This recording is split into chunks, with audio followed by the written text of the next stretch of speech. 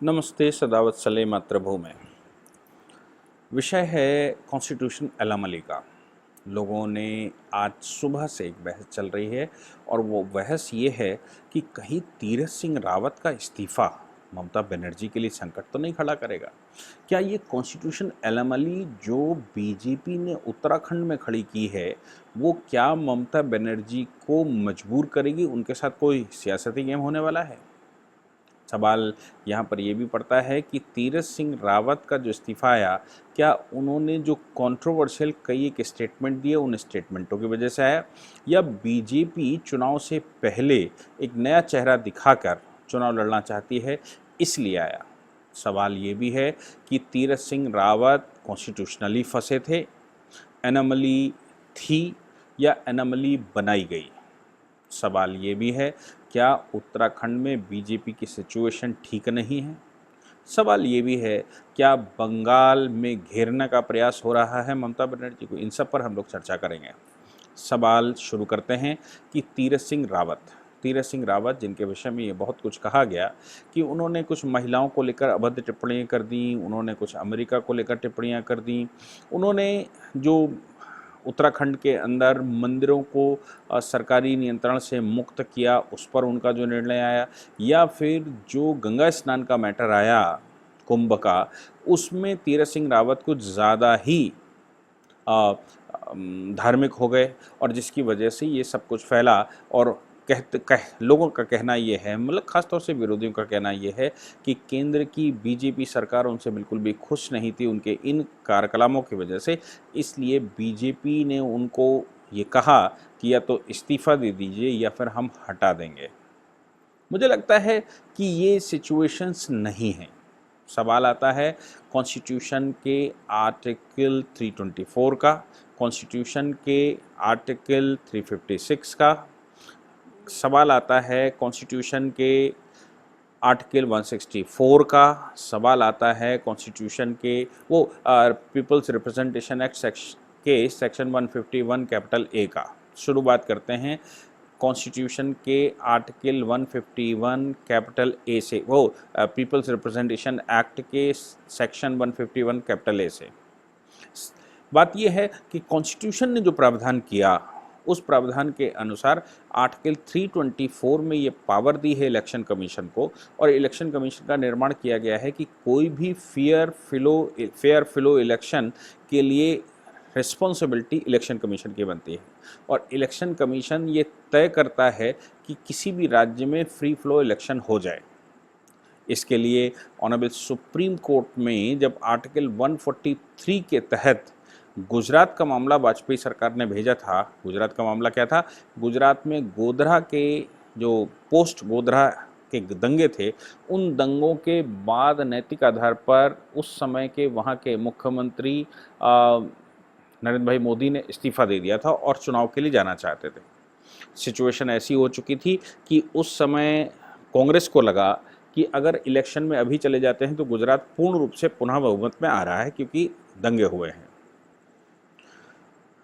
लिंग 2 उस समय चुनाव आयोग थे, लिंग 2 ने चुनाव करवाने से मना कर दिया था। प्रॉब्लम थी आर्टिकल 174 वर्सेस आर्टिकल 324। आर्टिकल 174 में ये प्रावधान था कि जिस दिन लेजिस्लेटिव असेंबली गिरेगी, उसका लास्ट सेशन होगा, उसके 2 सेशंस के बीच में 6 महीने से ज़्यादा का अंतर नहीं आना चाहिए, ये मैंडेटरी है। और आर्टिकल 324 में ये रिस्पॉन्सिबिलिटी इलेक्शन कमीशन की थी कि इलेक्शन कमीशन ये तय करेगा कि वो कब इलेक्शन करवाए ताकि जो रिप्रेजेंटेशन है वो सही से आ सके। लिंग 2 ने मना कर दिया, तो फिर 174 वर्सेस 324 की एनामली आई।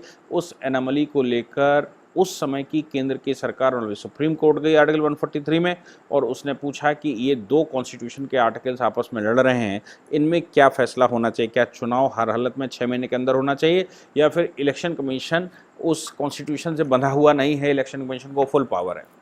और सुप्रीम कोर्ट ने उस मामले में कहा था कि इसमें कोई शक नहीं कि आर्टिकल 174 के तहत 2 सेशंस के बीच में 6 महीने का अंतर, 6 महीने से ज़्यादा का अंतर नहीं होना चाहिए। लेकिन एक बार चुनाव 5 साल में होता है और चुनाव फेयर फ्लो ना हुआ तो 2 सेशंस का कोई मतलब नहीं रहता है। इसलिए सबसे पहली रिस्पॉन्सिबिलिटी चुनाव आयोग को ये है कि वो जब सेटिस्फाई हो जाए कि जो वो चुनाव जिस राज्य में करवाना जा रहा है वो चुनाव एकदम फ्री फ्लो होगा और जो रिप्रेजेंटेशन होगा वो सही से होगा। इसलिए 174 के होते हुए आर्टिकल 324 में इलेक्शन कमीशन को अधिकार है कि वो तय करे कि वो चुनाव कब करवाना चाहता है। यही कारण था कि नरेंद्र मोदी सरकार के गुजरात में 2002 में इस्तीफे के बावजूद 6 महीने के अंदर चुनाव नहीं करवाए गए थे और लिंगदोह का मतलब माइकल लिंगदोह ने और सोनिया गांधी ऊपर प्रेशर पड़ाए हुए थी और लिंगदोह एक क्रिश्चियन थे, ऐसा लोग कहते हैं। इसलिए वो सोनिया का फेवर करना और मोदी सरकार का विरोध करना, इसके लिए उन्होंने चुनाव समय से करवाने से मना कर दिया और चुनाव डिले कर दिए थे। उस चुनाव में नरेंद्र मोदी जी जो गोधरा के दंगे हुए थे वो तो चुनाव का बिंदु था ही, दूसरा बिंदु चुनाव का लिंगदोह था और लिंगदोह पर ही पूरा प्रहार करते हुए चुनाव लड़ा गया था 2002 का। खैर वो एक एनामली थी जिसको मैंने बताया कि सुप्रीम कोर्ट ने कैसे सॉल्व किया। दूसरी बात यहाँ पर जो एनामली आ रही है वो 151 कैपिटल ए की है। 151 कैपिटल ए 2 बातें करता है। कहता है कि 6 महीने के अंदर अगर कोई भी व्यक्ति जो मुख्यमंत्री बन गया है या मंत्री परिषद का सदस्य हो गया है और 6 महीने के अंदर अगर वो नहीं आ पाता है, या ये 164 की बात कर रहा हूँ, तो 164 में ये प्रावधान दे रखा है कि अगर 6 महीने के अंदर कोई व्यक्ति नहीं आ पाता है तो फिर वो मुख्यमंत्री या बीइंग मिनिस्टर कंटिन्यू नहीं कर सकता। काउंसिल ऑफ मिनिस्टर चुनने का अधिकार गवर्नर को है, लेकिन गवर्नर कोई भी व्यक्ति को मुख्यमंत्री बना सकता है। शर्त यह है कि अगर नॉन लेजिस्लेटिव मेंबर या एमएलसी नहीं है, एमएलए नहीं है और मुख्यमंत्री बन गया तो फिर उसको 6 महीने के अंदर चुनाव में जाना होगा। अगर वो 6 महीने में चुनाव में नहीं जाता है और चुनाव लड़कर नहीं आता है, मतलब 6 महीने तक अगर वो मिनिस्टर बना रहता है और वो लेजिस्लेटिव असेंबली का सदस्य नहीं है या काउंसिल का सदस्य नहीं है, तो फिर वो मुख्यमंत्री या मंत्री नहीं रह सकता जब तक कि अब पुनः चुनाव लड़कर ना आए। ये 1 बार, 2 बार, 3 बार, 4 बार में भी मुख्यमंत्री बन सकता है या मंत्री बन सकता है, लेकिन उसका टोटल टेन्योर एक विधानसभा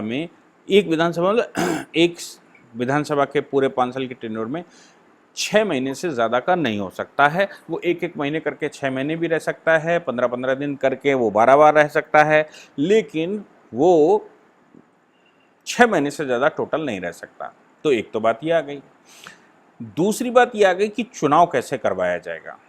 तो सेक्शन 151 कैपिटल ए जो पीपल्स रिप्रेजेंटेशन एक्ट का है वो ये कहता है कि चुनाव आयोग कोई भी बाईपोल यानी कि जो बाई इलेक्शन है वो 6 महीने के अंदर उसको करवाना होगा, लेकिन उसने साथ में ये भी कहा है अनलेस 1 साल जो मुख्य चुनाव है उसका 1 साल से कम समय न रह गया हो, यानी कि 1 साल से कम समय अगर रह गया है चुनाव का तो फिर ऐसी परिस्थिति में चुनाव नहीं करवाया जाएगा और अब चुनाव साथ साथ ही करवाया जाएगा। इसके अतिरिक्त कोई भी परिस्थिति आती है तो चुनाव 6 महीने के अंदर करवाना पड़ेगा। तीरथ सिंह रावत इस मामले में सदस्य नहीं हैं, यानी कि एमएलए नहीं हैं, और वो एमएलए ना रहते हुए 6 महीने से ज़्यादा मुख्यमंत्री नहीं रह सकते। अब 6 महीने से ज़्यादा मुख्यमंत्री नहीं रह सकते तो फिर उनको चुनाव में जाना पड़ेगा। अब चुनाव के मामले में सेक्शन 151 कैपिटल ए ये कहता है कि चुनाव अगर 1 साल से कम मुख्य चुनाव में है तो फिर चुनाव आयोग उस पर चुनाव नहीं करवाएगा या वो बंधा हुआ नहीं है। ऐसी परिस्थिति में तीरथ सिंह रावत अगर सीट पर बैठे रहते तो वो ये भी कह सकते थे चुनाव आयोग से या सरकार से कि साहब मैं तो चुनाव में जाना चाहता हूँ, चुनाव ही नहीं है, अगर आप चुनाव करवाएं तो मैं चुनाव में जाऊंगा, लेकिन जब आप चुनाव का अवसर नहीं दे रहे तो आप 6 महीने कैसे बाउंड कर सकते हैं, ये कहा जा सकता था मुख्यमंत्री की तरफ से। लेकिन लॉ अबैडिंग पर्सन जो रहते हैं उनकी एक मजबूरी रहती है। लॉ अबैडिंग पर्सन लॉ को मानने वाले लोग होते हैं और वो लॉ को कन्फ्लिक्टिंग पॉइंट बनाने से पहले स्वयं निर्णय करते हैं कि हमने क्या करना चाहिए। जैसे मैं अगर कहूँ कि तेंदुलकर खेल रहे हैं या क्रिकेटर कोई खेल रहा है और वो कॉटन बोल्ड हो गया लेकिन कोई देख नहीं पाया, बैट्समैन को पता लगा होगा कि बॉल उसके उसके बैट से लगी है, बाकी सब लोग नहीं देख पाए होंगे। तो अच्छा प्लेयर स्वयं पेविलियन चला जाता है, स्वयं क्रीज छोड़ देता है और वो कहता है कि मैं कॉटन बॉल्ड हुआ, भले ही किसी ने अपील ना की हो, किसी ने कुछ ना किया हो। तो अच्छे प्लेयर्स का तो ये रहता है। तीरथ सिंह रावत जी ने भी अच्छे प्लेयर की तरह कि एनोमली क्रिएट हो, उस एनोमली में कंट्रोवर्सी पैदा हो, उस कंट्रोवर्सी की वजह से पार्टी पर प्रश्न खड़े हों या समाज कुछ उल्टा सीधा सोचना शुरू करे, तो उससे पहले उन्होंने निर्णय लिया कि हमारे 6 महीने का टेन्योर पूरा होने से पहले मैं इस्तीफा दे दूंगा। पुष्कर जी को मुख्यमंत्री वहाँ बना दिया गया, बहुत कम उम्र के हैं, 45 वर्ष की आयु है उनकी। 45 वर्ष की आयु में मुख्यमंत्री, सबसे छोटे मुख्यमंत्री अभी तक उत्तराखंड में वही हुए हैं, सबसे कम आयु के अभी बैठे हैं। लोगों ने उन पर भी प्रश्न खड़े कर दिए हैं कि भाई वो मुख्यमंत्री तो बन गए हैं लेकिन उनको अनुभव नहीं है, प्रशासनिक अनुभव नहीं है। इंदिरा गांधी जब प्रधानमंत्री बनी तो उनको कितना प्रशासनिक अनुभव था, राजीव गांधी जब प्रधानमंत्री बने तो उनको कितना प्रशासनिक अनुभव था, या राहुल गांधी अगर प्रधानमंत्री बनेंगे तो उनको कितना प्रशासनिक अनुभव होगा। संगठनात्मक अनुभव इन सबको है, तो संगठनात्मक अनुभव तो राजीव गांधी को तो संगठनात्मक अनुभव नहीं था, इनको संगठनात्मक अनुभव है, युवा मोर्चा चला कर आए हैं, इसलिए इन पर बीजेपी ने विश्वास किया और इनको मुख्यमंत्री बना रहे हैं। सवाल यहाँ पर अब नया आता है कि जो एनोमली क्रिएट हो गई है राज्य में, एनोमली कौन सी, एनोमली की 6 महीने के अंदर आपको विधायक बनकर आना है, और एनोमली ये कि 1 साल से कम समय अगर रह गया है तो चुनाव ही नहीं करवाया जा सकता। मुझे लगता है कि ये परिस्थिति वही परिस्थिति है जो आर्टिकल 174 वर्सेस 324 की थी, और उस परिस्थिति में सुप्रीम कोर्ट ने कहा था कि भाई लोकतंत्र की रक्षा ज़्यादा इम्पॉर्टेंट है चुनाव से, इसलिए लोकतंत्र की रक्षा करनी चाहिए, जल्दबाजी नहीं करनी चाहिए। इस मामले में तीरथ सिंह रावत अगर इस्तीफा ना देते तो गवर्नर उनसे कहता कि आप क्वाइट करिए, आप सीट पर नहीं रह सकते। वो कहते मैं नहीं जाता, तो फिर ये मामला गवर्नर उनको डिसमिस करते, तो मामला कोर्ट में जाता, ये चैलेंज करते, कोर्ट में जाता, और कोर्ट में मामला जाकर ये डिसाइड करना होता कि वाकई में अगर सेशन ही, अगर आपने चुनाव ही नहीं करवाया 1 साल में, तो फिर मैं रिस्पॉन्सिबल क्यों हूँ, क्योंकि 6 महीने का प्रावधान दिया हुआ है और 6 महीने में आप चुनाव नहीं करवाते तो मेरा कोई फॉल्ट नहीं है। तीरथ सिंह रावत जी ने एक उचित निर्णय लेते हुए वो डिसाइड किया। अब बात आती है ममता बनर्जी की। लोगों का ये भी कहना है कि तीरथ सिंह रावत का इस्तीफा दिलवाकर क्या लोग टारगेट ममता बनर्जी को कर रहे हैं, क्योंकि ममता बनर्जी नंदीग्राम से हार गई, शुभेंदु अधिकारी से। नंदीग्राम से वो हार चुकी हैं, लेकिन मुख्यमंत्री पद की शपथ उन्होंने ही ली है। अब चूंकि मुख्यमंत्री पद की शपथ उन्होंने ली है, इसलिए उनका 6 महीने के अंदर विधायक होना जरूरी है, और एपेडेमिक जो आया था वो बंगाल चुनाव के दौरान ही आया था, इसलिए बंगाल चुनाव में बहुत ज़्यादा फजियत चुनाव आयोग की हुई थी। तो चुनाव आयोग ये बिल्कुल निश्चय करेगा कि चुनाव करवाया जाए कि ना करवाया जाए। हालांकि जिस विधानसभा से उनको चुनाव लड़ना है वहाँ के विधायक ने इस्तीफा दे दिया है, सीट वैकेंट कर दी गई है, और सीट वैकेंट के बाद चुनाव आयोग उपचुनाव वहाँ पर करवाए। चुनाव के उपचुनाव का भी वही कंडीशन है कि जिस समय बाईपोल आया है 6 महीने के अंदर उसको चुनाव करवाना 151 कैपिटल ए से, लेकिन 1 साल नहीं होना चाहिए, 1 साल से कम समय नहीं बचना चाहिए। तो दोनों ही कंडीशनें वहाँ पे फॉलो नहीं होती। लेकिन बंगाल में ममता बनर्जी अगर 4 नवंबर तक एमएलए चुनकर ना आई तो क्या उनको इस्तीफा देना पड़ेगा? क्या बीजेपी ने ये गेम खेला है और इधर चुनाव आयोग चुनाव ही 4 नवंबर से पहले नहीं करवाने वाला? मुझे लगता है ऐसी परिस्थिति में फिर से एनोमली क्रिएट होगी, और ममता बनर्जी तो रही इस्तीफा देने से।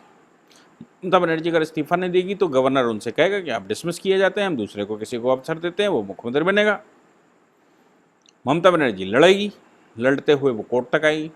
कोर्ट तक जब ममता बनर्जी पहुंचेगी तो मुझे लगता है कि ये एनोमली कोर्ट में अब डिस्कस होने वाली है, और कोर्ट अब इसको फैसला करने वाला है। लेकिन ये सारा डिस्क्रिशन, जैसे इन रेफरेंस ऑफ गुजरात चुनाव था, ये सारा रेफरेंस आर्टिकल 324 पर बैठता है। चुनाव आयोग आर्टिकल 324 के तहत बंगाल में चुनाव करवा सकता है, और करवाना उसको चाहिए।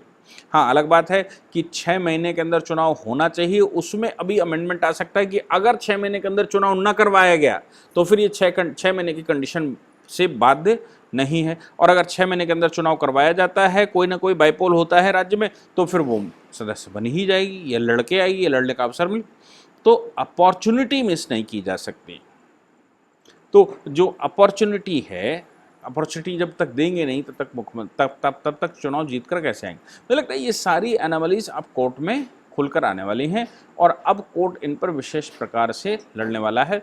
लेकिन ममता बनर्जी अगर जयललिता की चाल चलें, जो उस समय सुप्रीम कोर्ट ने तय किया था, जयललिता का प्रकरण भी जानना हमारे लिए बहुत ज़रूरी है। जयललिता कुछ करप्शन केसेस में फंसी हुई थी, उन करप्शन केसेस में फंसे होने की वजह से 2 वर्ष से ऊपर की उनको सजा हो गई थी, लेकिन वो विधानसभा का चुनाव जीत कर आई। तो उस समय के गवर्नर मेरे ख्याल से फातिमा बीबी थी, तो उसने उनको शपथ दिलवा दी। शपथ दिलवाने के बाद वो चैलेंज हो गया, बी आर कपूर ने चैलेंज कर दिया। B R Kapoor versus state of Tamil Nadu का केस सुप्रीम कोर्ट तक आया। सुप्रीम कोर्ट में इस पर यह बहस चली कि अटॉर्नी जनरल तमिलनाडु ये कह रहे थे कि जनता ने उनको चुना है, करप्शन के चार्ज होने के बावजूद चुना है। अब अगर जनता उनको चुनकर आती है तो आप क्या करप्शन बता रहे हो, जनता करप्शन नहीं मानती। और उन्होंने कहा कि साहब लोकतंत्र में तो for the people by the people of the people ही होता है, तो जनता ही जनार्दन है, जनता ही सर्वोपरि है। इसलिए जनता ने निर्णय लिया कि जयललिता हमारी लीडर है और जयललिता को वोट दिया है, तो फिर आप उनको शपथ दिलवाने से मना नहीं कर सकते। सुप्रीम कोर्ट ने उसमें कहा था कि देखिए यहाँ पर कानून का शासन है, यहाँ संविधान का शासन है, यहाँ किसी मुख्यमंत्री का शासन नहीं है। और संविधान या कानून ये कहता है कि जिसको 2 वर्ष से ऊपर की सजा हो चुकी है वो मंत्रिपरिषद की शपथ नहीं ले सकता। इसलिए संविधान का शासन भारत में चलता है, तो आप व्यक्ति हैं, व्यक्ति को कोई चुन नहीं सकता, व्यक्ति का शासन चल नहीं सकता।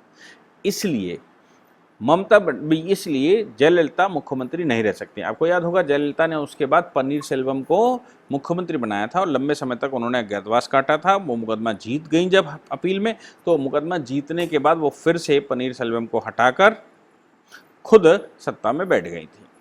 ममता बनर्जी को अगर लगता है कि ये अनोमली क्रिएट हो सकती है तो ममता बनर्जी को भी वही तरीका अपनाना पड़ेगा और वो किसी सबऑर्डिनेट को अभी से चुनना शुरू कर दें जिसको वो मुख्यमंत्री की सीट पर बैठा सकते हैं उनको। लेकिन ये विश्वास करना पड़ेगा कि तमिलनाडु में लेकिन कि टीएमसी कि जो भी सदस्य को मुख्यमंत्री बनाया जाएगा वो उनका ही आदमी बनकर रहेगा। ऐसा ना हो कि जितिन राम मांझी की तरह वो अपनी ही कहानी लेकर आगे बढ़ जाए और समस्याएं खड़ी हों रूलिंग पार्टी को या जो मुखिया है। क्योंकि ये व्यक्तिवादी पार्टियां हैं इसलिए मुखिया ही सब कुछ होता है। बीजेपी व्यक्तिवादी पार्टी नहीं है इसलिए मुखिया सब कुछ होता नहीं, मुखिया चुनने के बाद होता है। उनका मुखिया ही जन्म से होता है, चुना जाए या ना चुना जाए, क्योंकि वो व्यक्तिवादी पार्टी हैं। व्यक्तिवादी पार्टियों की एक समस्या है कि वो किसी पर विश्वास नहीं कर सकती। इसलिए अगर कोई दूसरा व्यक्ति उस गद्दी पर बैठ गया और वो उस पर विश्वास नहीं कर पा रही हैं और उसने जो कैबिनेट उसके पास आई, जो विधायक उसके पास आ जाए, उसने ममता का ही विरोध कर दिया तो ये डर उनको सता सकता है। अदरवाइज अच्छा प्रावधान तो ये है कि जैसे जयललिता ने इस्तीफा देके कुछ समय के लिए मुख्यमंत्री बना लिया था, बाद में वो सब क्लियर करके आई और वो स्वयं मुख्यमंत्री बन गई। तो ममता बनर्जी को भी ये चाहिए कि वो किसी को मुख्यमंत्री बना दे। उस समय अगर 4 नवंबर तक चुनाव नहीं हो पाता और फिर बाद में जब वो चुनाव जीत कर आए तो फिर किसी को मेंबरशिप दिलवा दे और चुनाव जीत कर आए तो वो खुद स्वयं मुख्यमंत्री बन जाए। लेकिन उसके लिए धैर्य, आत्मबल की आवश्यकता पड़ती है, जो मुझे लगता है ममता बनर्जी जैसे लोगों में नहीं है। इसलिए ये किसी और पर विश्वास